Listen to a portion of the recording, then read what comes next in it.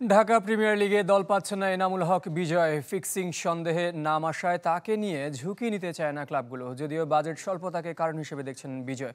দল পাচ্ছেন না বিপিএলের আরেক অধিনায়ক আরিফুল হকও। প্রাইম ব্যাংকের বিরুদ্ধে চুক্তি ভঙ্গের অভিযোগ তার বিরুদ্ধে। ইকরাম হোসাইনের রিপোর্ট। ঢাকা প্রিমিয়ার লিগ ইতিহাসে অন্যতম সেরা ব্যাটার এনামুল হক বিজয়। লিস্টে মর্যাদা পাওয়ার পর ডিপিএলে তার চেয়ে বেশি রান ও সেঞ্চুরি করতে পারেনি আর কোনো ক্রিকেটার। 2022 সালে প্রাইম ব্যাংকের হয়ে 1138 রান করেছিলেন। লিস্টে টুর্নামেন্টের নির্দিষ্ট আসরে যা বিশ্ব রেকর্ড। গেল 2 মৌসুমে আবাহনীকে চ্যাম্পিয়ন করার কাণ্ডারি।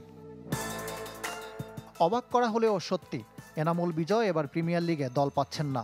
শেষ পর্যন্ত পাবেন কিনা নিশ্চিত নয়।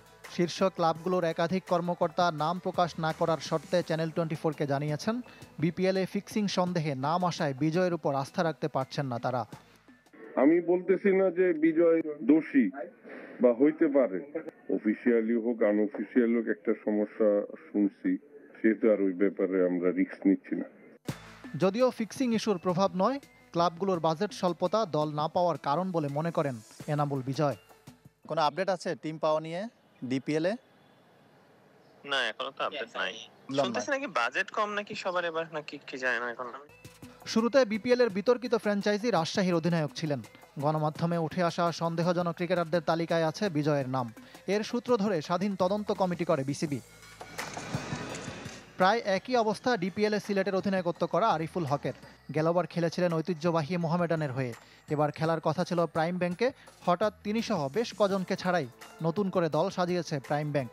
তার প্রতিও আগ্রহ নেই ক্লাবগুলোর। আমি 6 মাস আগে প্রাইম ব্যাংকে সাইন করছিলাম। সে সাইন করার পরে ঠিক বিপিএলের সময় বলতেছে যে আমরা সব প্লেয়ারকে ছেড়ে দিতেছি। তো সেক্ষেত্রে আমরা যারা ছিলাম তারা একটু বিপদে পড়ে গেছি। এখন ওদের ডিসিশন, ওরা আসলে কাকে নিবে না, কিন্তু আমার কাছে মনে হয় সবার কমিটমেন্ট ঠিক রাখা উচিত।